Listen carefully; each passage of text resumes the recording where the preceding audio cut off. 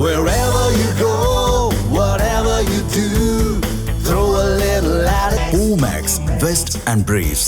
அடுத்த ஆண்டு ஆட்சிக்கு வந்தவுடன் ஆனைமலை நல்லாறு திட்டம் உடனடியாக நிறைவேற்றப்படும் என பாஜக மாநில தலைவர் நயினார் நாகேந்திரன் உறுதியளித்துள்ளார்.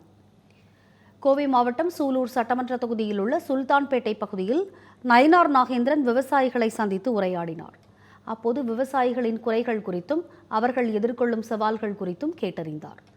ஆனைமலை நல்லாறு திட்டத்திற்கு எடப்பாடி பழனிசாமி தான் அடித்தளம் அமைத்ததாகவும் அத்திக்கடவு அவிநாசி திட்டத்தையும் அவர்தான் கொண்டு வந்ததாகவும் தெரிவித்தார். திட்டத்திற்கு கேரள அரசுடன் பேசி கிட்டத்தட்ட முடிவு ஏற்படக்கூடிய நிலையில் தான் ஆட்சி மாற்றம் ஏற்பட்டது.